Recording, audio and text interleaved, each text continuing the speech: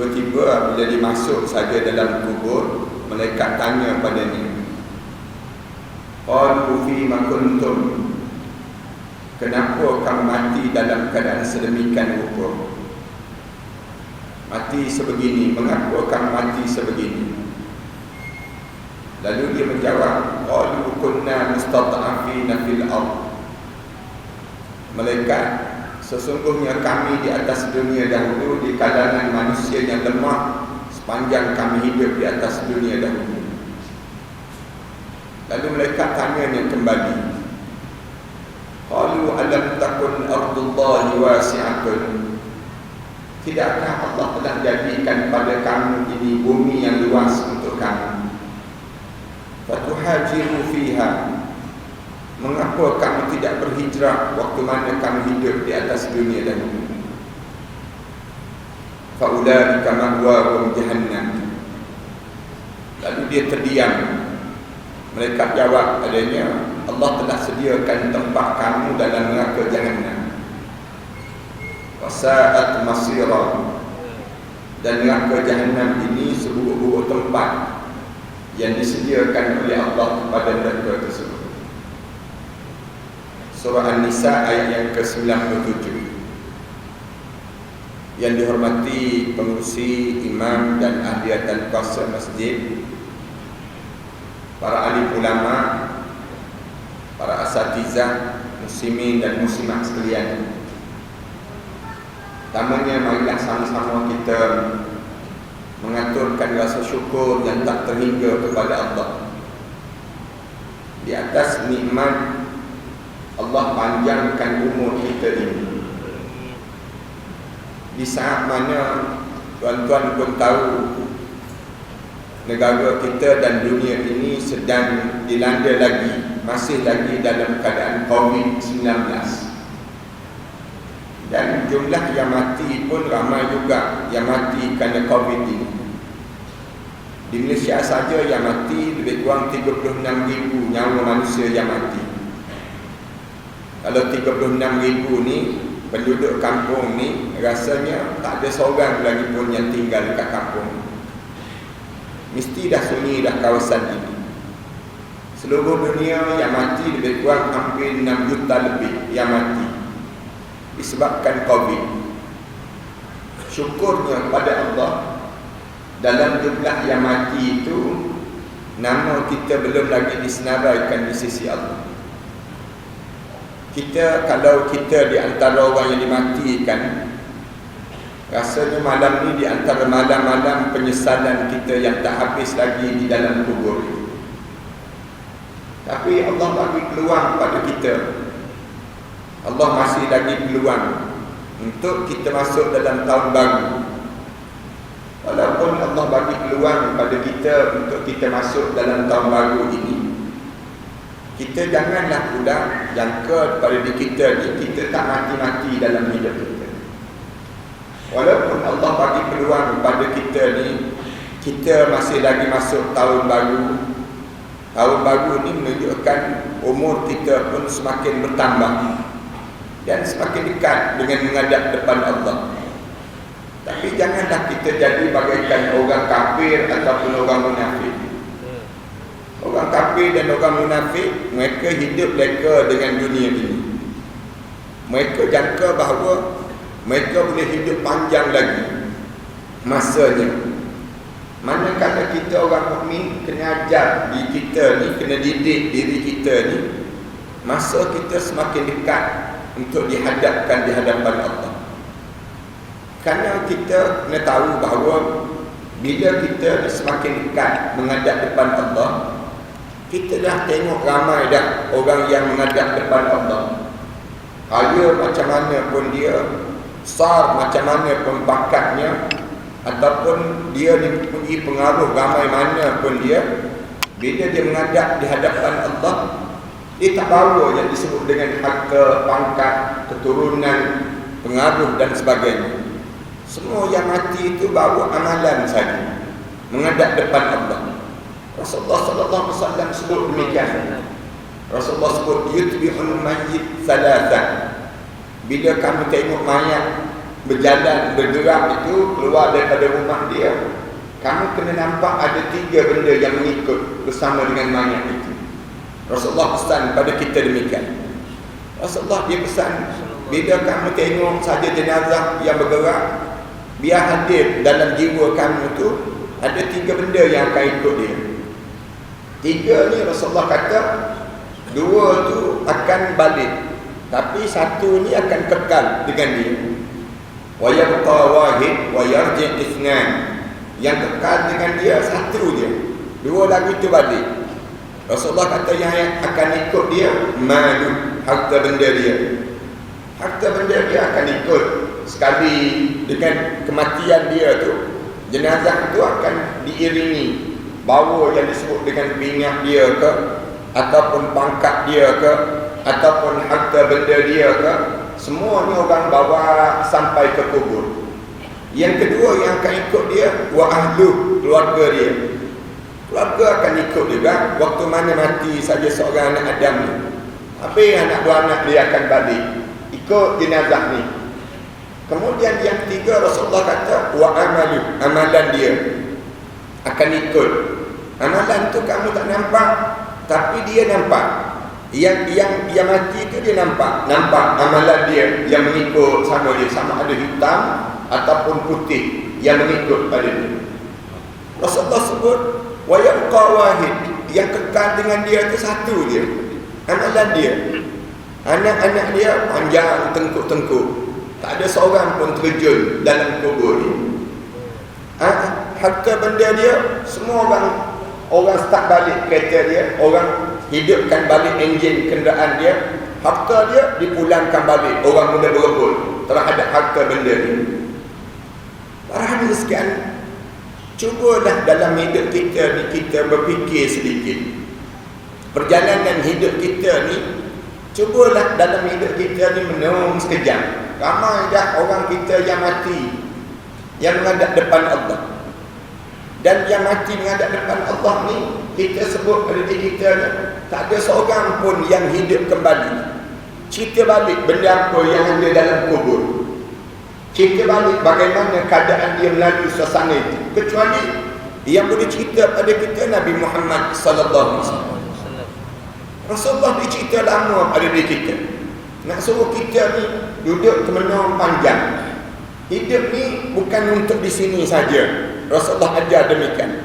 Cubalah kita menung diri kita ni. Kulit-kulit kita ni dah mula berkedut dah sekarang. Badan kita ni dah lesu dah tu badan kita. Rambut-rambut kita ni dah putih dah kepala kita ni. Mata kita ni tak setegang dahulu lagi dah dalam hidup kita ni. Lepas pada ni kita akan hidup lagi ke? Lepas pada ni kita kena jawab, ya akan hidup lagi. Hidup lagi. Habis tu kita kejar apa sepanjang kita hidup di atas dunia ni? Kita nak apa dalam hidup kita atas dunia ni? Yang kita kadang-kadang berkejaran hidup atas dunia ni, cari harta. Akhirnya yang kita cari tu kita tinggal. Yang benda yang kita kena bawa kita tak terbawa. Yang kena bawa amalan. Yang kena tinggal harta benda kena tinggal. Keluarga kena tinggal. Cerdik ke dalam hidup kita kalau kita hidup sebegitu rupa? Orang mukmin mesti orang yang cerdik.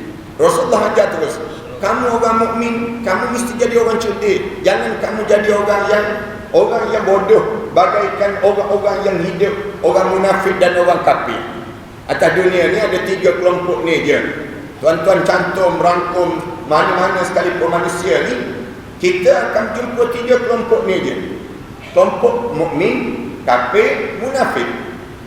Pergilah ke mana pun, kita bukan boleh sebut ni bangsa Johor, ni bangsa Melaka, ni bangsa Pantan, ni bangsa Terengganu, ni kita, ni kiraan kita. Di sisi Allah tak kira orang Johor ke, orang Melaka ke, orang Pantan ke, orang Terengganu ke, orang Kedah ke. Allah tak ambil kira. Yang Allah ambil kira 3 je kelompok.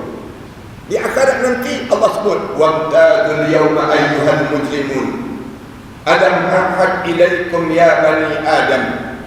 Hari ini berpisah, wahai anak cucu Nabi Adam. Wamtaz, kamu jangan tinggal sekali lagi, wahai anak cucu Nabi Adam. Alam ahad ilaikum ya bani Adam. Kamu ingat tak, aku janji dah dengan kamu atas dunia dahulu. Aku dah hantar dah Nabi-Nabi, Rasul-Rasul sebut oleh kami tentang Allah ta'budu syaitan. Kamu hidup di dunia, jangan kamu jadi orang munafik, jangan jadi orang kafir, tapi kamu kena jadi orang mukmin. Bila kamu jadi munafik, bila kamu jadi kafir, bila kamu sembah syaitan, kamu tak sembah aku, kamu tak jadi hamba kepada aku. Orang yang hidup dalam keadaan menghambakan diri untuk dunia, ni orang yang dianggap orang munafik, ni dianggap orang kafir. Orang mukmin dia hidup, dia mula berfikir bukan hidup untuk di dunia. Tapi orang mukmin dia kena fikir, lepas ada kita hidup di dunia, kena hidup lagi dalam kubur. Hidup tak hidup dalam kubur, hidup orang sekali. Lepas ada kita hidup dalam kubur, kita nampak kejap je. Sekejap lagi saya nak cerita bagaimana kita hidup lepas pada kita menghadap depan Allah. Nak gambarkan bagaimana kita di dunia ni, kita tak jumpa yang disebut dengan syurga, tak jumpa yang disebut dengan, tak rasa bagaimana sengsara dan neraka lagi. Tapi bila kita akan mula rasa, bagi kita ni, bila kita mula mati, start daripada kita mula mati, kita mula rasa dua benda yang perlu kita kejar dalam hidup. Sama ada kita mengejar untuk mendapatkan syurga, menjauhkan diri daripada neraka. Ini sifat orang mukmin demikian yang diajar oleh Rasulullah. Rasulullah sallallahu alaihi wasallam bila dia didik sahabat-sahabat, dia ajar, hidup ni jangan kamu fikir untuk dunia saja, jangan. Fikir nak rumah besar, fikir nak pakaian cantik, fikir nak makan sedap, fikir nak jalan seronok, nak enjoy dalam hidup, nak suruh follower ramai. Tu manusia yang fikir untuk hidup di dunia. Tapi kamu orang mukmin, kamu kena fikir hidup sampai ke dalam syurga. Ini mesti sentiasa dibayangi dalam pemikiran kita. Macam mana nikmat syurga. Ini kena belajar lah. Kena datang majlis-majlis ilmu yang saya dengar tadi. Banyak tiap-tiap malam ada kuliah-kuliah di masjid ini. Tuan-tuan datang, di antara benda yang tuan-tuan kena belajar, macam mana nikmatnya syurga. Sampai dalam syurga tu Allah tak bagi nikmat, tak ada tidur dalam syurga. Tak ada tidur dalam syurga. Nak sebutnya gambaran sedapnya, seronoknya, gambaran nikmat dalam syurga. Pagi sampai petang. Kemudian balik semula pagi. Kemudian petang. Tak ada malam dalam syurga. Allah tak jadi dah malam dalam syurga ini. Kenapa Allah tak buat malam dalam syurga? Allah jadikan malam untuk di dunia saja, malam untuk dalam kubur saja. Tapi sampai dalam syurga tak ada dah malam, tak ada dah kita malam. Kenapa jadi demikian? Hanya nak suruh bagi kita ingat beza di antara dunia dengan akhirat Allah. Beza dalam hidup. Orang yang dia nampak pandangan dia jauh, dia kata aku bukan nak hidup untuk dunia, tapi aku nak hidup untuk akhirat. Mula dia akan sebut, Allahumma la insya illa insyal akhirah. Ya Allah, saya bukan nak hidup di dunia sangat, tapi yang saya nak sangat insyal akhirah, hidup di akhirat nanti ya Allah. Bila kita nak hidup di akhirat? Bila kita mula mati. Selagi mana kita tak mati, selagi itu kita tak jumpa akhirat. Akhirat ni bermula bila? Bermula dengan kematian. Bila kita mati je, kita akan mula hidup untuk di akhirat. Para hadiskan, sebab itulah alim ulama sentiasa diajar oleh Rasulullah supaya sebut tentang mungkin perjalanan ke depan. Kalau tuan-tuan tanya kan, Ustaz ni kenapa asyik cerita bab mati je misalnya? Kan ada kan di kalangan kita kan, kalau nak dengar cerita bab mati, dengar cerita ada Ustaz Ahmad Dasuki sana. Kan orang kita disebut demikian. Kenapa Ustaz ni suka sangat cerita bab mati? Bukan kita yang ajar nak suka ni, tapi Nabi Muhammad sallallahu alaihi wasallam. Rasulullah ajar supaya sebut akthiru hazimul ladzat. Sebut satu benda yang boleh menghancurkan kelazatan dalam hidup. Benda yang lazat. lazat dalam hidup ni. Benar apa? Bila sahabat tanya, apa benda yang boleh hancurkan kelazatan ya Rasulullah? Rasulullah sebut zikrul maut, sebut tentang mati. Rasulullah sebut cerita tentang mati. Bahkan Rasulullah setiap kali bertemu dengan sahabat-sahabat, sentiasa Rasulullah akan ingatkan akhirat macam mana, akhirat macam mana. Rasulullah akan cerita demikian. Nak pergi ke akhirat ni macam mana? Mesti mati dahulu. Sebab tu orang mukmin kalau sebut cerita bab mati, dia akan gembira terus. Orang mukmin. Orang yang tidak mukmin, orang munafik, orang kafir, cerita mati, dia akan takut terus. Dia akan cerita, kalau kita cerita mati, orang kafir, orang munafik, jangan sebut-sebut dah mati ni. Kenapa dia jadi demikian? Dia takut kalau sebut bab mati. Setengah orang tengok van jenazah pun pejam mata dia. Kenapa? Takut. Takut kalau sebut mati ni takut. Padahal kalau orang mukmin bila sebut saja tentang mati, gembira terus.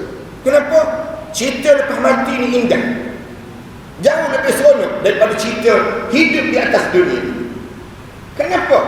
Kenapa indahnya hidup lepas pada kita mati?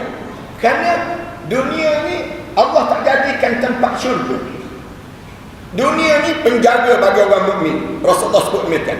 Ad-dunya sijnul lil mu'min wa jannatul lil kafir. Rasulullah gambarkan demikian. Dunia ni penjaga bagi orang mukmin, tapi dia syurga bagi orang kafir. Kalau tuan-tuan rasa nikmat dengan dunia, menandakan sama ada tuan-tuan orang mukmin, sama ada kita kafir, na'udzubillah min dzalik, ataupun kita munafik. Dua tu je. Kalau tuan-tuan rasa nikmat terhadap dunia sekarang, Rasulullah gambar terus, ni mesti sama ada kamu munafik ataupun kamu ni orang kafir. Kerana orang mukmin dia tak ada rasa gembira di dunia. Gembira dia yang besar apa dia? Bila mati sekejap lagi.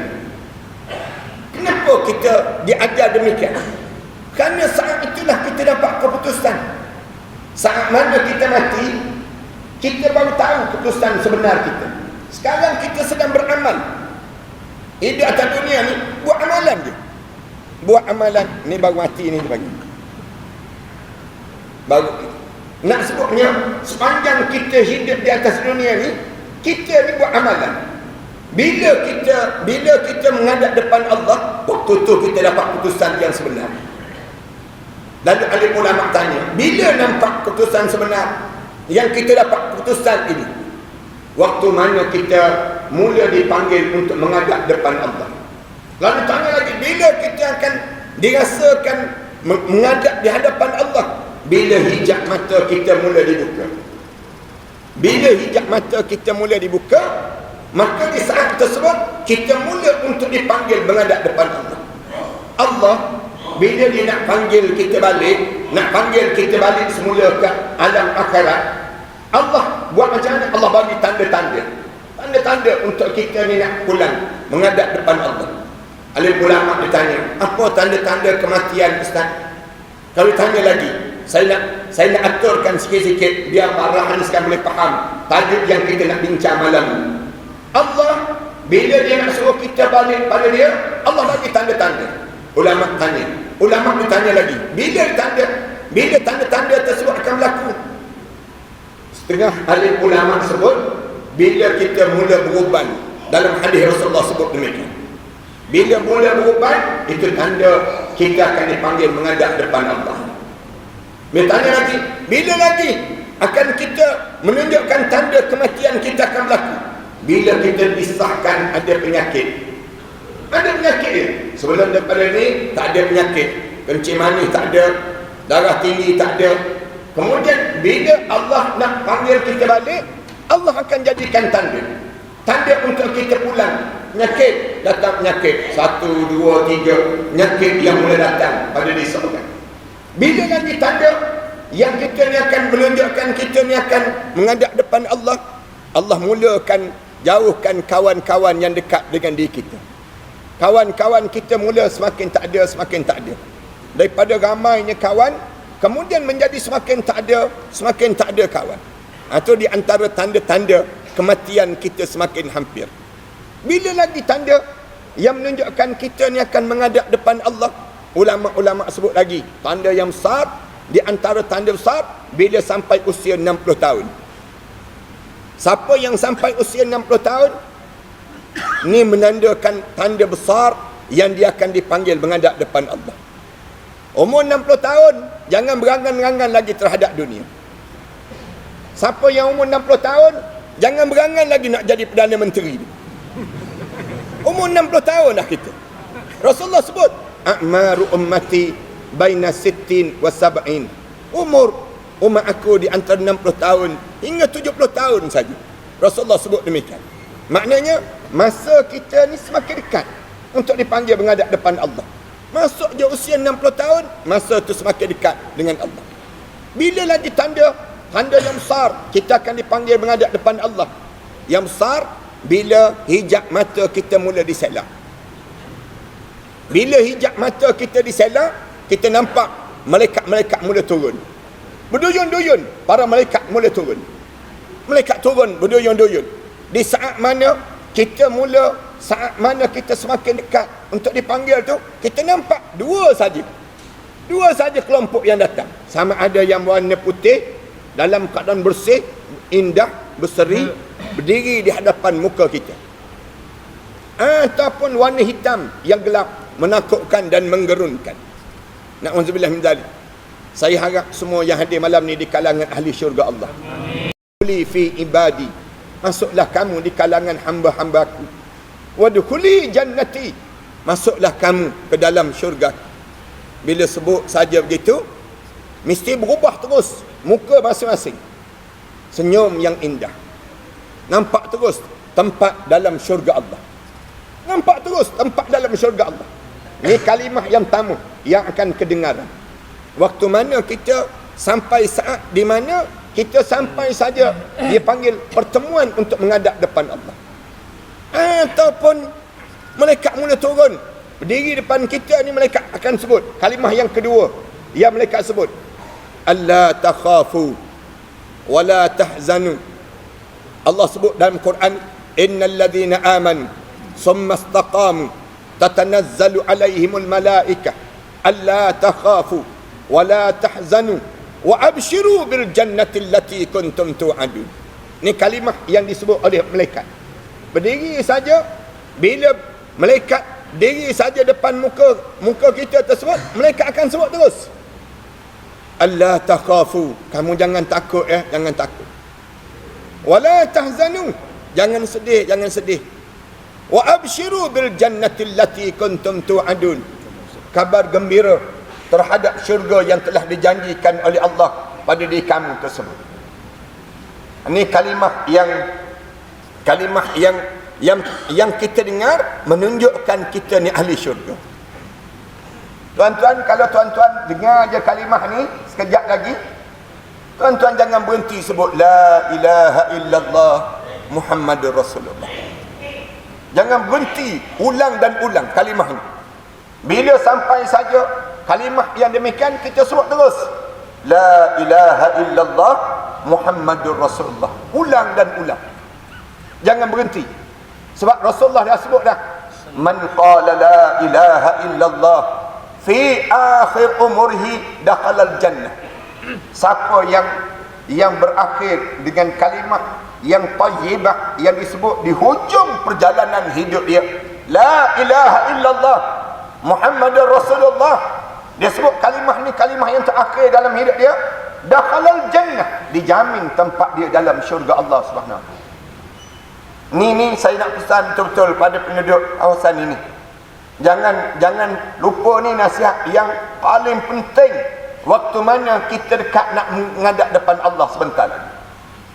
Kerana semua di kalangan kita ni akan sampai bila sampai masa yang disebut ini, di saat mana sampai saja itu, kita jangan sekali-kali pada diri kita ni dalam keadaan yang kita ni teragak-agak, kerana kematian kita ni dah tentu dah terjadi pada seorang tersebut. Tak dengar juga. Ni cerita bab mati, mic pun mati.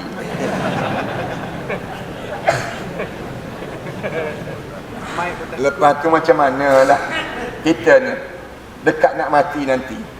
Kalau kita dekat nak mati nanti kan, kena gangguan-gangguan. Ni kena gangguan macam ni pun kita dah teralih arah. Tuan-tuan bayangkan, kalau betul kematian berlaku pada kita, jangan teralih arah, tuan. Kerana waktu tu, benda yang paling penting sekali, hati mesti tetap dengan Islam. Jangan teragak-agak, tuan-tuan. Jangan tuan-tuan teragak-agak, mati ke tak mati, mati ke tak mati. Kerana apa dia? Kerana masa tu memang masa mati. Syaitan pula, dia akan pujuk kita. Yang jadi masalahnya, syaitan ni datang waktu tu. Syaitan dia tak tahu kita mati ke tak mati. Tapi syaitan, dia tengok je malaikat maut turun, dia akan berkejar mengikut malaikat maut tersebut. Syaitan ni tunggu je di langit dunia. Setiap masa, setiap ketika ni, menunggu di langit dunia. Tengok siapa yang akan mati saat ini. Syaitan dia tak tahu orang ni mati ke tak mati. Dia tengok je malaikat turun, malaikat maut turun, dia kejar malaikat maut tersebut. Bersama dengan malaikat maut tersebut, syaitan dia akan datang untuk mengganggu di kalangan seramai mungkin mati dalam keadaan tak beriman pada Allah Subhanahu Wa Taala. Padahal masa kita semakin dekat, masa kita tu semakin hampir. Lalu di waktu ini, keteguhan jiwa kita, macam mana nak suruh teguh? Kita tanya Ustaz, macam mana nak suruh teguh jiwa kita ni supaya kita boleh kekal dengan Islam? Baca doa ni. Doa yang diajar oleh Rasulullah sallallahu alaihi wasallam. Rasulullah ajar baca doa yang kita terulang dan kita sebut. Ya muqallibal qulub, ya muqallibal qulub, ya muqallibal qulub, tsabbit qalbi tsabbit qalbi ala dinika wa ala ta'atika. Subhanaka inni kuntu minaz zalimin. Subhanaka inni kuntu minaz zalimin. Jangan tinggal doa ni para hadirin. Saya nak pesan betul-betul kawasan orang penduduk kawasan ni, jangan tinggal baca doa ni. Jalan ke mana pun sentiasa ulang pada bibir kita. Ya muqallibal qulub, tsabbit qalbi ala dinika wa ala ta'atika. Subhanaka inni kuntu minaz zalimin. Bimbangnya, kalau kita tak baca doa ni, berpaling arah dalam hidup kita. Paling ke mana? Paling pada orang-orang munafik. Berpaling menjadi orang munafik ni bahaya, tuan-tuan. Tuan-tuan jangan rasa senang terhadap menjadi orang munafik. Jangan kita rasa selesa dengan gelaran munafik. Jangan. Jangan, tuan-tuan. Orang munafik ni jangan ada di kalangan kita.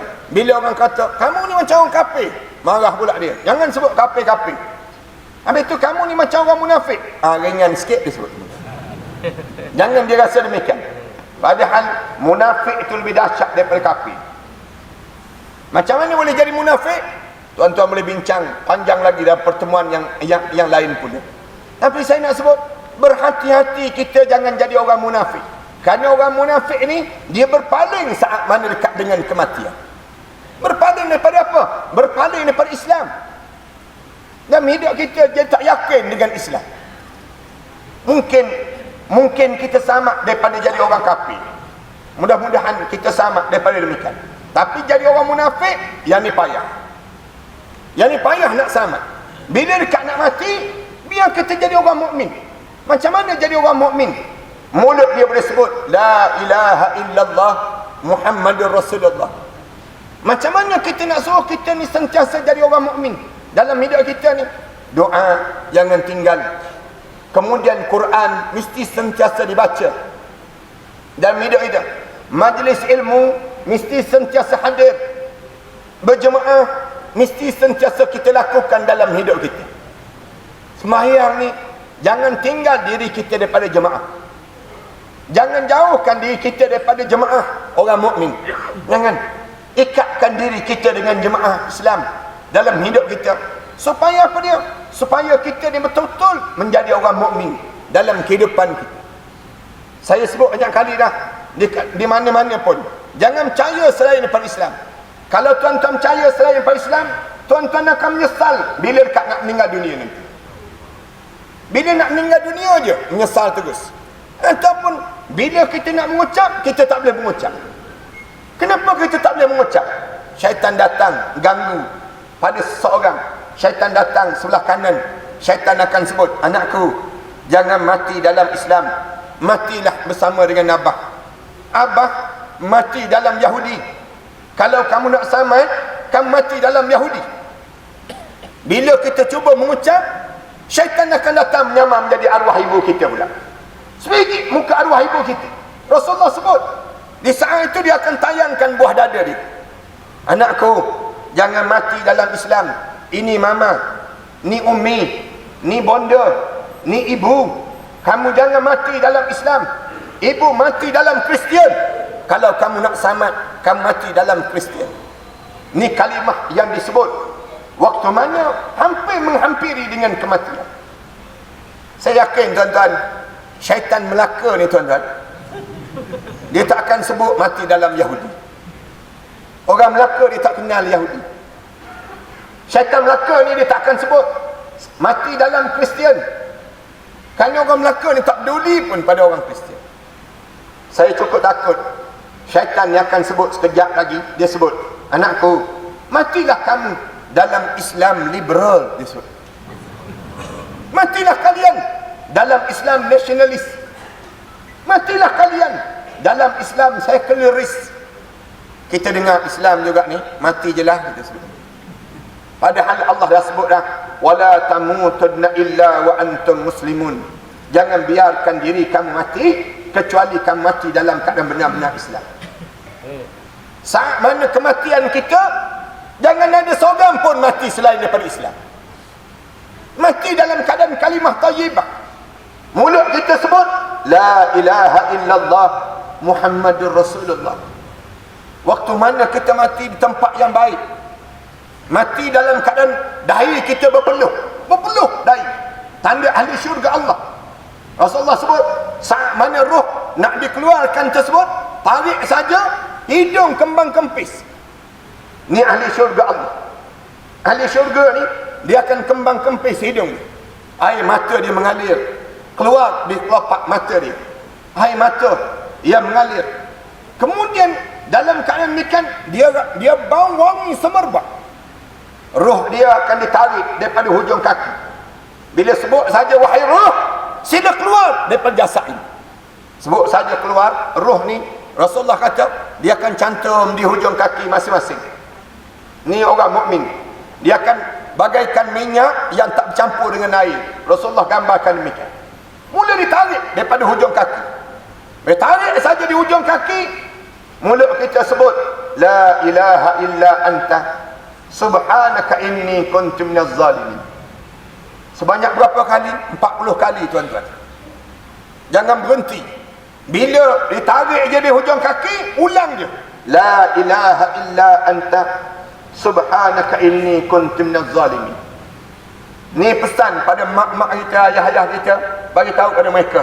Start daripada hujung kaki tu, ulang. Rasulullah kata, siapa yang boleh sebut la ilaha illa anta subhanaka inni kuntu minaz zalimin 40 kali je, sebelum kematian dia, roh dia keluar, dia mati dalam keadaan ganjaran orang mati syahid di jalan Allah SWT. Besar nilai. Kemudian sampai ke lutut. Bila tarik sampai ke lutut, jangan tinggal baca qul huwallahu ahad.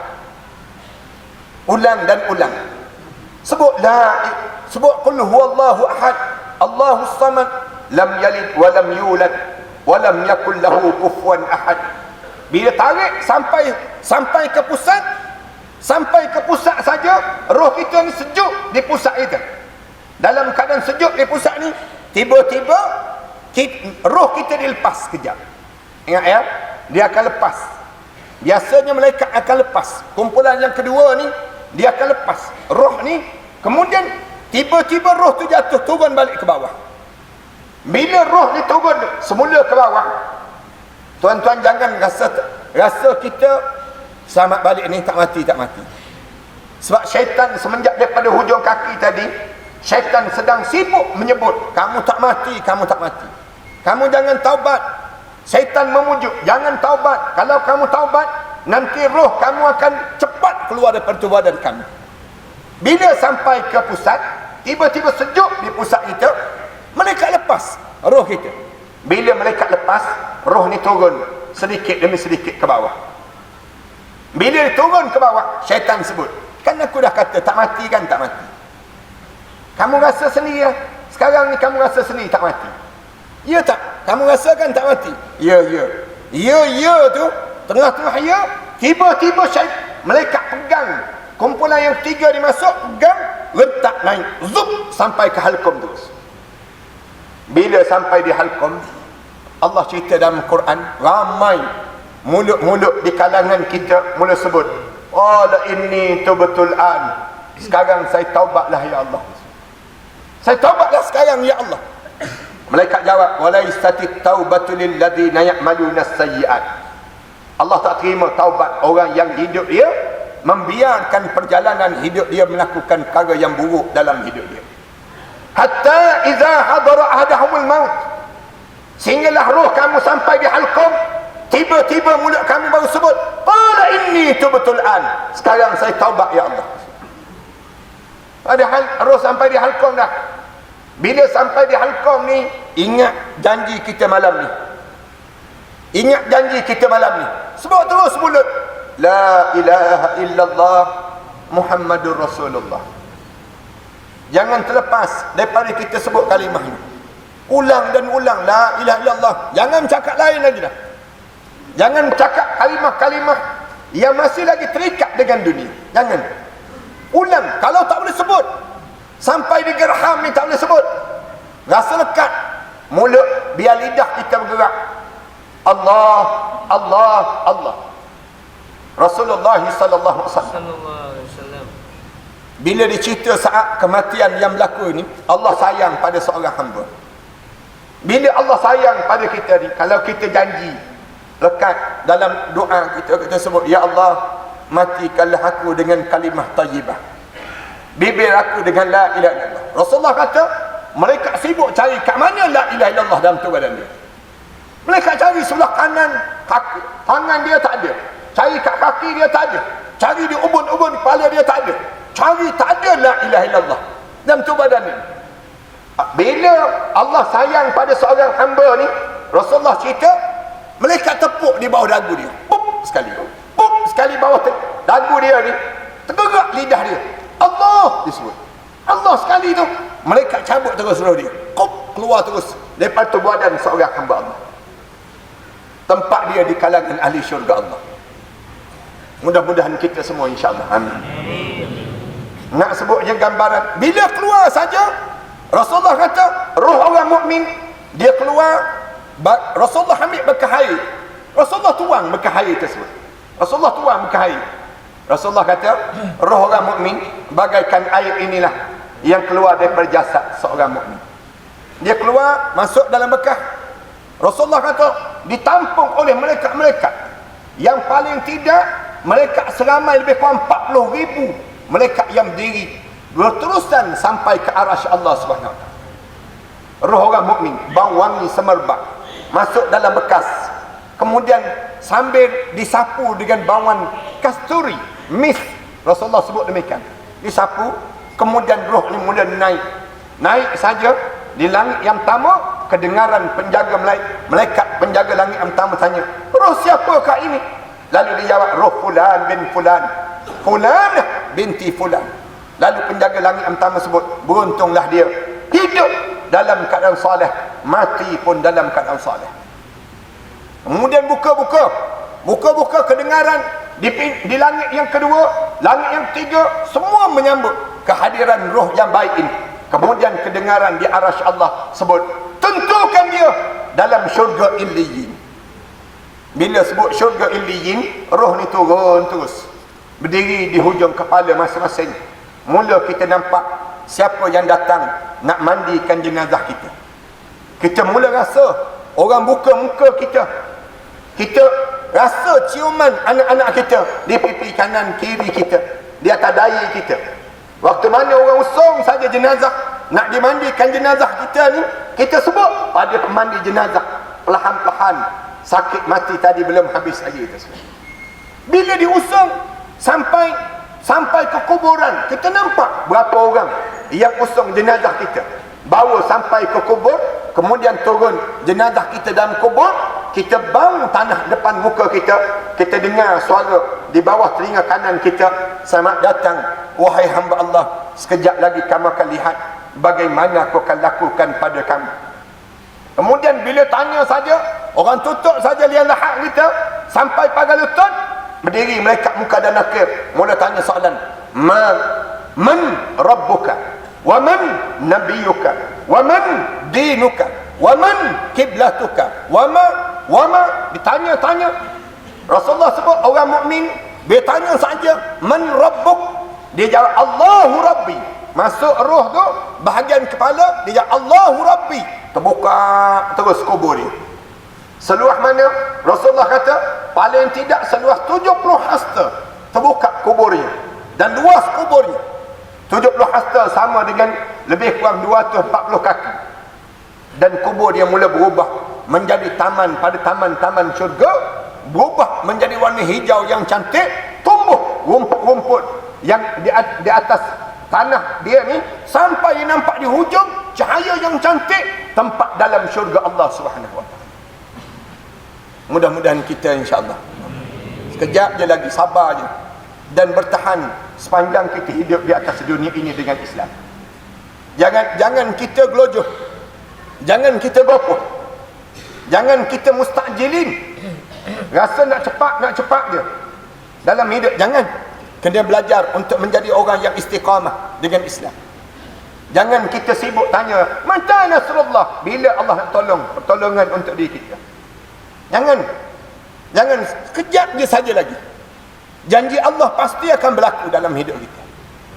Beza dengan orang yang tidak mukmin, yang saya maksudkan orang munafik. Bila yang dalam Al-Quran pun cerita, bila nak ditarik saja roh dia ni mengelupuh, dia panggil saja, wahai roh, sila keluar daripada jasad itu, lari bertempiaran. Imam Qurtubi kata roh-roh dia ni lagi sampai nampak megah kemegahan di liang-liang Roma ni. Mula ditarik, bila tarik saja sakit yang amat sangat, sakarat yang dilalui, naik sampai ke lutut, tarik daripada lutut sampai ke perut. Bila sampai ke perut, dia rentak daripada bawah, naik zup sampai ke halkum. Bila sampai di halkum, bunyi bagaikan satu benda yang patah, kuat bunyi, kop sekali tu tersembur roh dia daripada mata dia, terkeluar daripada mata dia, bau busuk yang amat sangat. Kemudian masuk dalam bekas yang warna hitam yang menakutkan. Kemudian saat itu malaikat menepuk roh dia, malaikat pukul roh dia, celaka dan bangsaklah roh ini. Dahlah bang busuk. Rasulullah sebut dua makhluk je yang tak bang, seluruh makhluk yang lain bang. Dua makhluk je yang tak bang, jin dan juga manusia. Cicak-cicak bang, ikan puyuh yang kita pelihara dalam akuarium pun bang. Bang, roh ni busuk sungguh yang keluar. Naik saja, penjaga langit tanya, roh siapakah ini? Lalu dia jawab, roh fulan bin fulan, fulanah binti fulan. Penjaga langit yang pertama sebut, celaka dan bangsaklah roh ini. Hidup dalam keadaan jahat, mampus pun dalam keadaan jahat. Kemudian dia tutup, berusaha naik. Ada yang lepas, naik. Ada yang tak lepas, bagaikan jatuh. Rasul dalam Al-Quran sebut bagaikan jatuh daripada tempat yang tinggi. Jatuh roh dia tu disambar oleh burung. Sambar daripada burung yang mula menerawangkan roh dia. Terjaga saja dalam kubur, kedengaran di arasy Allah sebut, tentukan dia dalam neraka sijin. Na'udzubillah min dzalik. Bila dalam kubur saja, kemudian bila orang tutup liang lahat dia baru perasan, Allah mati dah aku. Mulut dia akan ulang, dia akan sebut apa dia? Qala rabbirji'un. Malaikat, tolong bagi tahu pada Allah, saya nak hidup balik di atas dunia. Malaikat jawab, kenapa nak hidup balik? Malaikat tanya, kenapa kamu nak hidup balik? Dia jawab, la'alli a'malu salihan fi ma tarak. Kalau saya boleh hidup balik, saya akan buat balik amalan soleh yang saya tertinggal waktu mana saya hidup dahulu. Dia sebut, malaikat jawab, kalla, jangan harap kamu boleh hidup balik. Innaha kalimatun huwa qailuha. Mulut dia sebut kata nak hidup. Wa min waraihim barzakhun ila yaum yub'atsun. Sedangkan di belakang kamu sedang melalui barzakh sampai kamu dibangkitkan balik di hadapan Allah nanti. Kemudian mula dalam keadaan demikian mula disoal, man rabbuka wa man nabiyuka wa man dinuka. Soal tak boleh jawab. Rasulullah sebut kubur ni akan himpit jasad dia sebut. Masuk, Rasulullah ambil jari ni dengan jari ni, Rasulullah masukkan jari ni, jasad kamu akan hancur lebu dan roh kamu dijunamkan ke dalam muka bumi sedalam 70 hasta. Kemudian ditarik balik, ditanya lagi sampailah kamu berjaya untuk menjawab soalan yang demikian. Berarti sampailah dunia ini akan diakhirkan dan kamu dibangkitkan balik daripada mahsyar Allah Subhanahu wa taala dalam keadaan orang-orang yang menzalimi diri masing-masing, kemudian dalam keadaan sekejam itu kematian yang berlaku dalam hidup mereka. Saya gambarkan tuan-tuan dua perjalanan ini yang kita akan lalui, sama ada syurga ataupun neraka. Macam mana kita nak suruh kita selamat ke syurga Allah? Yang pertama saya sebut tadi, tolong kekalkan keyakinan hidup dengan Islam. Jangan berbolak-balik dengan Islam. Yang ni tolonglah jaga betul-betul. Macam mana nak suruh kekal? Baca doa. Macam mana nak suruh kekal? Baca Quran. Macam mana nak suruh kekal? Zikir. Dalam hidup kita. Macam mana nak suruh kekal? Dalam hidup kita selawat pada Nabi Muhammad sallallahu alaihi wasallam. Jangan berhenti. Ni nak kekalkan hidup dengan Islam. Yang kedua, dalam hidup kita ni, sebelum kematian kita ni, yang kedua, tolong jaga ibadah. Jaga betul-betul ibadah tuan-tuan. Jaga apa? Jaga solat, sembahyang. Jangan tinggal solat walaupun satu rakaat. Tak berbaloi tuan-tuan. Pesan pada orang yang pernah meninggalkan solat, kalian masih ada masa sekarang untuk kalian taubat dengan taubatan nasuha, ataupun kita ni qada solat-solat yang pernah kita tinggalkan sebelum daripada ini. Manakala ayah-ayah, ibu-ibu yang usia 60 tahun ke atas, saya nak pesan sangat malam ni, kalian jangan tinggal solat tahajud malam. Umur 60 tahun dah, 60 tahun dah, jangan panjang malam kita dengan tidur yang berpanjangan. Malam-malam kita kena dalam keadaan usaha kita, malam-malam kita mesti kita set masa bangun. Malam-malam bangun. Subuh kita mesti di awal datang ke masjid. Subuh dia kita cuba untuk mengawalkan diri kita datang ke masjid. Jangan tinggal solat-solat subuh kita ni ataupun subuh kita berseorangan. Datang ke masjid, ayah-ayah, ibu-ibu, kalian tak pergi ke mana dah dalam hidup? Umur 60 tahun tak pergi ke pejabat lah. Kalau pergi pejabat pun orang halal balik dah. Masa umur 60 tahun dah kita. Malam kalian mesti tahajud. Ayah-ayah, ibu-ibu, bangun ayah-ayah, ibu-ibu. Dalam doa kalian jangan tinggal nama saya sama. Jangan tinggal doa nama-nama sahabat-sahabat kita yang rapat dengan kita. Jangan tinggal doa untuk anak-anak yang soleh. Bangun ayah-ayah, ibu-ibu. Kalian jangan tidur panjang lagi. Kalau kalian ingin lena yang panjang dalam kubur sekejap lagi, kalian jangan tidur panjang. Bangun tahajud. Malam-malam bangun tahajud. Lepas tahajud, tidur balik. Kalau dapat. Itu yang dilakukan oleh Rasulullah. Pukul 2 pagi, pukul 3 pagi kita tahajud. Tidur balik. Kemudian subuh bangun balik. Setengah jam sebelum subuh dah datang dah masjid. Tempat kalian ayah-ayah, ibu-ibu, di saf yang pertama di masjid ini. Saf yang pertama di masjid ini. Berebut saf yang pertama. Pahala dia berbeza. Lepas sembahyang subuh, jangan cepat nak balik. Jangan cepat nak balik. Duduk iktikaf dalam masjid ini. Masjid ini akan jadi saksi pada kalian.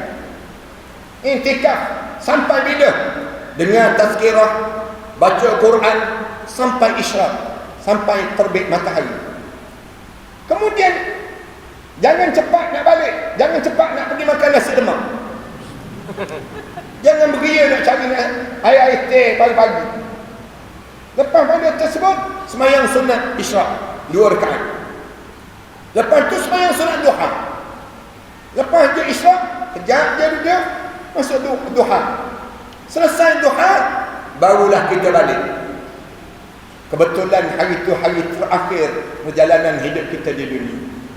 Belum sampai maghrib hari sebut, ayah-ayah ibu-ibu meninggal dunia pada hari itu. Kalian masuk dalam kubur, jalan terus ke dalam syurga Allah SWT. Terus ke syurga Allah. Ini perjalanan hari-hari terakhir di atas dunia. Jangan tinggal amalan ini. Salat, jangan tinggal lagi salat.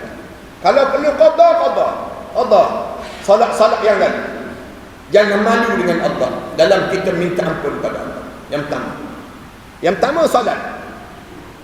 Yang kedua, dalam hidup kita ni lepas pada salat, yang kedua, dalam hidup kita ni baca Quran. Baca Quran. Jangan malas untuk baca Quran, untuk memastikan tempat kita dalam syurga. Dan baca Quran, khatam Quran. Tanda kita bersedia sungguh. Saya nak sebut pada ayah-ayah ibu-ibu, tanda kalian dah bersedia betul-betul, kalian nak menghadap depan Allah untuk dapatkan syurga Allah, kalian boleh khatam Quran 3 hari sekali. 3 hari sekali. Mesti kita lakukan demikian. 3 hari sekali kita khatam Quran. 10 juzuk sehari. 10 juzuk sehari. Hentikan baca WhatsApp group. Hentikan. Banyakkan baca Al-Quran dalam hidup. Berhenti kita dalam kita menghidupkan media-media sosial kita. Hidupkan media kita dengan Allah. Media kita dengan Allah Al-Quran. Siapa yang tak boleh baca Quran lagi, tolong datang jumpa dengan AJK Masjid. Bagi tahu pada AJK Masjid, menangis esak-esak sebut pada AJK Masjid, saya antara ahli qaryah yang tak boleh baca Quran. Jangan malu. Sebut betul-betul, tolong bantu saya. Saya takut saya mati dalam keadaan saya tak boleh baca Quran. Baca Quran, saya nak Quran dalam kehidupan saya. AJK Masjid pula jangan pula jawab bertenang-bertenang. Sebenarnya saya pun tak boleh baca juga. Jangan jawab demikian. Buat malu company je. Kita kena berlumba di kalangan kita dengan Al-Quran. Berlumba. Kalau ayah-ayah ibu-ibu dah ingat dah boleh baca Quran dah, tolong hafal 3 surah ini sebelum kalian meninggal dunia. 3 surah ini mesti hafal dalam dada ayah-ayah dan ibu. Saya cabar. Ingat betul-betul, bila kalian meninggal dunia nanti, kalian jangan salahkan saya kerana saya tak pernah mencabar kalian. Saya cabar dah ayah-ayah ibu-ibu malam ni. Saya sebut, orang Melaka ni kena ada 3 surah sebelum kalian menghadap depan Allah dalam dada kalian. 3 surah ni apa dia? Yang pertama surah yang disebut dengan surah Al-Mulk. Hafal surah Al-Mulk, surah Al-Munjiyah wal Muniyah. 30 ayat dia. 30 ayat dia. Tabarakalladzi biyadihil mulk wa huwa ala kulli syai'in qadir. Alladzi khalaqal mauta wal hayata liyabluwakum ayyukum ahsanu amala. Wa huwal azizul ghafur. Baca dah apa dah, baca sebelum tidur. Sebelum tidur je baca. Ada pun lepas isyak baca dekat masjid tu, yang dibuat oleh setengah-setengah masjid ni dia buat demikian. Tu untuk latihan tadi. Tapi balik nanti baca balik. Baca balik surah Al-Mulk. Kerana yang kita baca di masjid tu, kebanyakan imam-imam ataupun AJK yang buat di masjid tu baca tu nak latih je. Kecuali kita tak cakap dah lepas baca. Kecuali ayah-ayah ibu-ibu lepas pada baca surah Al-Mulk tak cakap dah. Diam, balik tidur terus. Itu tak apa. Tapi kalau kita dah cakap, cakapan dunia terutama ni, balik tengoklah Stone lawan Triple H pula. Balik ke rumah tengok lagi Gusti. Kat rumah ni saja tu. Tak ada dah surah Al-Mulk tadi. Sebelum dia tidur, dia mesti hafal dan dia baca surah Al-Mulk. Pada dia. Kebetulan dia meninggal dunia malam tersebut. Rasulullah kata, malam tu dia meninggal dunia. Dia masuk dalam kubur, tiada pertanyaan malaikat muka dan nakir, tiada azab kubur untuk dia. Surah Al-Munjiyah wal Muniyah yang pertama. Dah ingat dah surah Al-Mulk, hafal surah yang kedua. Surah yang kedua mesti hafal. Surah apa dia? Surah Al-Kahfi. Surah Al-Kahfi tak panjang pun, 110 ayat je. Jangan buat terkejut, jangan buat terkejut. Surah Al-Kahfi. Alhamdulillahilladzi anzala ala 'abdihi al-kitab wa lam yaj'al lahu iwaja qayyiman liyunzira ba'san shadidan. Kita baca, kita ulang dan kita ulang. Baca je. Rasulullah kata, siapa yang meninggal dunia, dia sentiasa baca surah Al-Kahfi dalam hidup dia malam Jumaat, roh dia masuk dalam bekas surah Al-Kahfi. Bawang di surah, naik dia, orang nampak daripada bekas Al-Kahfi, dan dia di antara ahli syurga Allah SWT. Ini nak sebut surah Al-Kahfi. Kemudian kita panjang lagi umur, tak meninggal dunia lagi, panjang lagi umur kita, sambung surah yang ketiga. Surah yang ketiga, surah Al-Baqarah, surah yang paling terpendek dalam Quran. Tak panjang pun, 286 ayat dia. Surah Al-Baqarah, ayat-ayat ibu-ibu hafal surah Al-Baqarah. Biar dalam dada kita surah Al-Baqarah. Rasulullah kata, mana-mana rumah yang dibaca surah Al-Baqarah di dalam rumah tersebut, syaitan tak akan masuk dalam rumah tersebut. Syaitan tak akan masuk. Kita biasakan dengar tahta rumah kita kan bunyi tak. Malam-malam kita dengar orang ketuk dinding. Kadang-kadang bau busuk di dalam rumah kita, hanyir je. Kadang-kadang dalam rumah kita ni macam-macam pertengkaran yang berlaku suami isteri. Kenapa berlaku? Syaitan yang mengganggu rumah tangga kalian. Yang bunyi tahta tu malam-malam tu kan bunyi tak. Kadang-kadang bunyi macam benda yang jatuh, pom. Habis kita cari tak ada benda pun. Benda apa tu? Kita jangan sebut, anak-anak cucu kita kata, bunyi apa tu tu? Kita jawab, bunyi musang. Asyik musang je yang kena. Sian musang, dia pula difitnah. Bukan musang, tu syaitan. Syaitan ni akan ganggu rumah tangga orang mukmin. Kalian bahagia dalam rumah tangga kalian, syaitan akan datang. Syaitan akan datang. Kalian jangan ingat, rumah tangga orang mukmin akan dilepas oleh syaitan. Syaitan tak akan bahagia hidup dia selagi mana tak ganggu rumah tangga orang mukmin. Macam mana dia nak ganggu rumah tangga orang mukmin? Dihidupkan api-api fitnah dan api permusuhan dalam rumah tangga. Itulah yang dibawa dalam rumah tangga kita. Rasulullah kata, baca surah Al-Baqarah.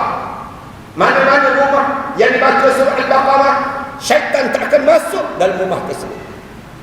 Bayangkan dalam dada kita ada surah Al-Baqarah. Ada berani syaitan nak masuk? Dada ni ada surah Al-Baqarah. Rasulullah sebut, pilihlah pemimpin di kalangan kamu yang ada surah Al-Baqarah pada dada. Rasulullah pesan, kalau kita nak pilih pemimpin, mesti pemimpin yang ada surah Al-Baqarah. Kalau kita nak dapat menantu, pastikan menantu kita tu ada surah Al-Baqarah. Tanya dulu soalan tu, kamu hafal tak surah Al-Baqarah? Jawabnya tak kahwin lah anak perempuan. Tak sebut dia demikian dalam keluarga kita. Kerana surah Al-Baqarah ni kelayakan orang yang nak menjadi pemimpin. Rasulullah dia akan tanya, siapa di kalangan kalian yang sudah menghafal Quran? Sahabat-sahabat jawab, saya menghafal. Kemudian ada yang jawab, kami tak hafal. Siapa yang menghafal di kalangan kalian surah Al-Baqarah? Dijawab seorang, Usamah bin Zaid, dia angkat tangan, saya menghafal ya Rasulullah. Kamu layak jadi pemimpin walaupun umur 18 tahun di waktu tersebut. Usamah bin Zaid radhiyallahu anhu nak gambarkan tentang surah Al-Baqarah.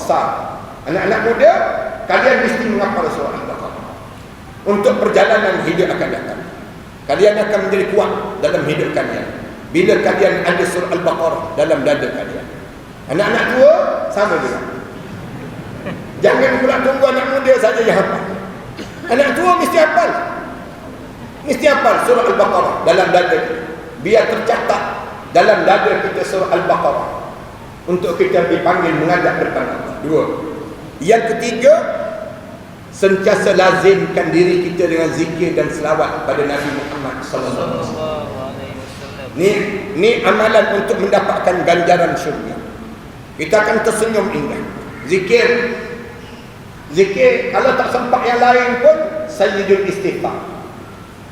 Sayyidul Istighfar sebut sekali pagi, sekali malam. Rasulullah ajar demikian. Sayyidul istighfar. Allahumma anta rabbi la ilaha illa anta khalaqtani wa ana abduka wa ana ala ahdika wa wa'dika mastata'tu a'udzu bika min syarri ma sana'tu abu'u laka bi ni'matika alayya wa abu'u bi dhanbi faghfir li fa innahu la yaghfiru dzunuba illa anta. Allah sebut dia dengan penuh mutayakinan, penuh keyakinan. Rasulullah sebut, kamu sebut dia yang ni sekali pagi. Allahumma anta rabbi, Tuhanku Allah, kamu Tuhan aku. La ilaha illa anta, tidak ada Tuhan melainkan kamu. Khalaqtani, kamu yang ciptakan aku ya Allah. Wa ana abduka, aku ni hamba kamu ya Allah. Wa ana ala ahdika, aku ni dalam janji dengan kamu. Wa wa'dika, aku cuba tunaikan supaya mungkin janji aku daripada kamu. Mastata'tu, supaya mungkin dalam hidup aku. Abu'u bidambik, abu'u laka binikmatika, banyaknya nikmat-nikmat yang kamu telah kurniakan padaku. Wa abu'u bidambi, banyak pula dosa yang aku buat pada kamu. Fa innahu faghfir li, tolong ampunkan dosaku. Fa innahu la yaghfiru dzunuba illa anta, tak ada Tuhan yang boleh mengampunkan dosa ini kecuali kamu ya Allah. Balik nanti ayah-ayah, ibu-ibu buat amalan ini insya-Allah. Nak sebut ni gambaran yang kita lakukan dalam hidup ini. Dan akhir sekali dalam ibadah ni, tolonglah hantar segala aset-aset kita yang ada atas dunia ini ke akhirat. Sekarang sebelum kita mati, belum kita mati masuk dalam kubur, jangan simpan harta benda kita di atas dunia ini. Jangan. Kita cari harta untuk diri kita. Jangan simpan di atas dunia. Simpan di akhirat. Harta ni simpan di akhirat, bukan simpan di dunia. Jangan cari harta sampai hujung nyawa, dia mati masuk dalam kubur, dia tertinggal di atas dunia. Tak cerdik langsung hidup. Sekarang ni proses ayah-ayah ibu-ibu di kalangan kita menghantar harta ke akhirat. Kita tak guna dah, banyak dah barang kita tak guna atas dunia ni. Yang kita guna, baju kita, pakaian kita, makan pun sikit dah sekarang. Makan pun dah sikit dah dalam hidup kita. Yang lain tu Allah dah tarik dah, tak boleh dah. Kita tak pakai dah pakaian anak-anak muda. Kita tak nak jalan dah ke mana-mana dah dalam hidup kita.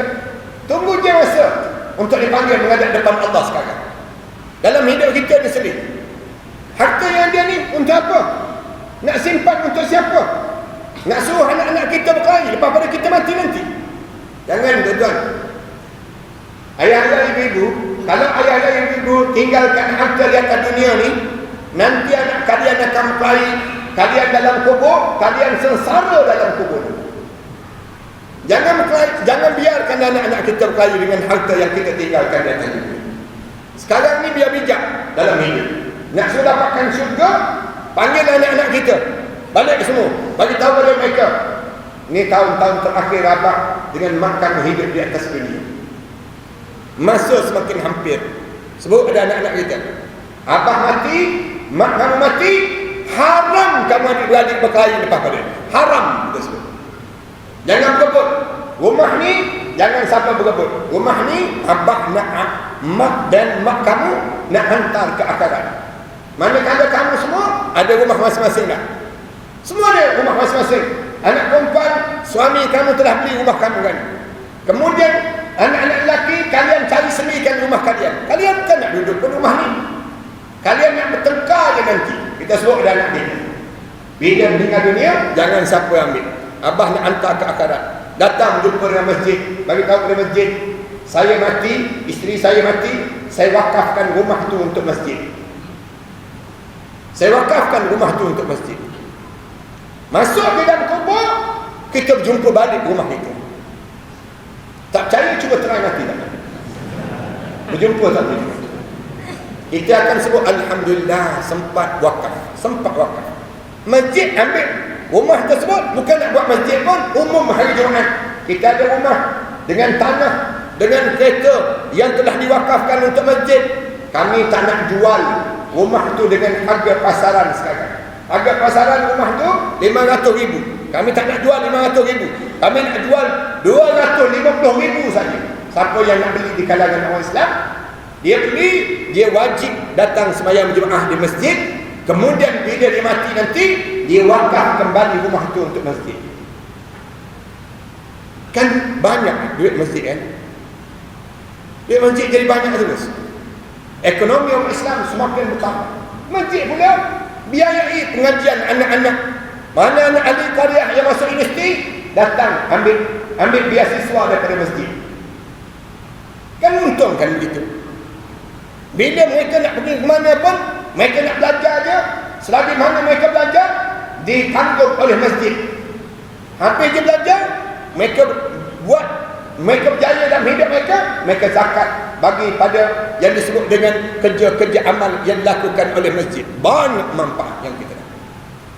Ini nak sebutnya demikian di kalangan kita. Ni simpan. Mati kita tertinggal atas dunia. Harta benda kita. Dah lah kita sekarang ni kan, kita tua-tua ni, kita tak guna-guna pun duit puluhan ribu lagi dalam akaun. Harta kita ratusan ribu lagi ni yang tak selesai ni. Kita nak makan apa lagi atas dunia ni sekarang?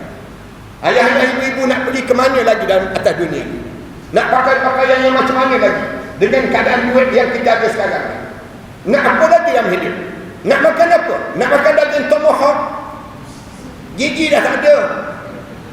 Nak makan apa dia? Nak makan manis-manis. Dah ada kencing manis. Dah nak makan shell out. Kita dah ada go out. Nah, semuanya dalam hidup kita. Kenapa lagi yang kita nak guna dalam hidup? Gunakanlah untuk akhirat dalam hidup kita. Bagi. Ni masjid kita perlu 140,000 lagi. Nak siapkan bumbung ni kan. Tuan-tuan yang datang malam ni 1,000 seorang je bagi. 1,000 seorang je yang bagi. Nampak je kan? Tapi sebenarnya 1,000 tu lah yang kita akan jumpa balik di akhirat. 1,000 tu yang kita akan jumpa balik di akhirat nanti. Dan kita akan bangga, alhamdulillah aku sempat bagi. Sempat digunakan untuk kerja-kerja agama. Banyak manfaat yang kita dapat. Nilai yang kita hidup atas dunia untuk nilai yang akhirat yang lebih utama dalam kehidupan kita ini. Dan yang akhir sekali, yang ketiga, sebelum kita menghadap depan Allah, tolong jaga akhlak. Jaga akhlak. Perangai kita, jangan putus silaturahim di kalangan kita. Banyakkan taubat dalam hidup kita. Jaga akhlak. Akhlak kita dengan diri kita dengan Allah, akhlak kita dengan mak dan ayah kita, orang lelaki terutamanya. Manakala orang perempuan, akhlak kalian dengan suami kalian. Saya nak pesan betul-betul yang orang perempuan, kalian banyak dosa dengan suami. Dengan suami je dalam hidup itu. Dosa apa? Dosa meninggikan suara di hadapan suami. Mengangkat suara depan suami. Mana-mana orang perempuan yang mengangkat suara depan suami, hancur lebur amalan-amalan. Tak ada dia yang disimpan dalam hidup dia. Rugi je dalam hidup kita mengangkat suara. Sebagaimana orang lelaki, kalian mengangkat suara depan mak ayah kalian. Kalian sebut je, depan mak ayah kalian. Habis hancur lebur amalan-amalan. Orang perempuan, jangan angkat suara depan suami. Jangan tengking-tengking suami, jangan. Cakap kasar dengan suami. Lembut dengan suara depan suami. Ni cakap kasar dengan suami sampai terasa hati suami. Simpan dalam hati ni. Orang lelaki sebelum kahwin banyak mulut. Dah kahwin, mulut dia disimpan dalam hati. Orang perempuan belum kahwin tak ada mulut. Dah kahwin, mulut tak mulut. Bila mulut tak mulut, dia sakitkan hati suami dia. Suami dia disimpan dalam hati. Orang lelaki ni disimpan. Simpan. Lama-lama berpenyakit hati dia. Penyakit apa? Penyakit takut bini. Takut dengan isteri. Ini yang terjadi di kalangan kita. Takut. Tengah minum air tu. Saya tengah minum air tu, bunyi telefon, ring, pop, jatuh. Jatuh gelas. Saya tanya, kenapa? Isteri saya telefon, Ustaz. Dah kenapa isteri telefon? Ni baru ni. Ni baru. Nah sebabnya, kenapa? Dah kalau isteri telefon, kenapa? Dia kata, isteri saya gagang, Ustaz, gagang. Gagang isteri. Ya ke isteri telefon? Ya Ustaz. Dia angkat telefon, dia tunjuk. Tengok ni Ustaz. Dia tulis nama isteri dia. Harimau lapar itu. Harimau lapar tu dia tulis. Nak sebutnya gambaran gagang ni isteri. Dia kata jawab. Jawab, dia jawab. Jawab tu hello je. Hello tu bunyi terus. Kat mana? Katanya isteri. Kat mana? Dia baru hello je baru. Kat mana dah? Anak sebutnya gambaran bagaimana ujian dalam kekeluargaan. Jaga-jaga tuan-tuan. Ibu-ibu jangan angkat suara. Jangan angkat suara dengan suami. Angkat suara dengan suami, meninggal dunia, menyesal menghadap depan Allah. Jangan sampai kita terangkat suara kita. Panjang masa minta maaf dengan suami. Minta maaf, abang, saya banyak terkasar dengan abang. Abang janganlah simpan dalam hati. Sebut terus-terang. Minta maaf panjang masa. Dan Rasulullah kata, kalaulah ada orang yang boleh sujud di kaki orang, nescaya akan suruh setiap isteri sujud di kaki suami dia. Tapi tak ada. Allah tak arahkan supaya sujud di kaki suami. Tak boleh sujud di kaki manusia. Ia menyebabkan di waktu ini, dalam keadaan begini, diajar supaya kita sentiasa minta maaf sepanjang masa. Minta maaf supaya yang lelaki minta maaf dengan mak ayah. Mak mertua, ayah mertua. Manakala orang perempuan minta maaf dengan suami masing-masing. Anak-anak minta maaf dengan mak ayah. Supaya sentiasa hidup dalam keadaan kita terlepas daripada neraka, belenggu neraka, dan kita akan bebas ke dalam syurga Allah Subhanahu Wa Taala. Saya rasa cukuplah sekadar ni. Mic pun tak nak bagi dah saya bercakap. Mic nak suruh berhenti dah. Sampai nak suruh berhenti ni, saya kata kita berhenti takat ni lah. Mudah-mudahan pertemuan kita ini pertemuan yang diberkati dan dirahmati oleh Allah. Dan semua yang hadir malam ni di kalangan ahli syurga Allah Subhanahu.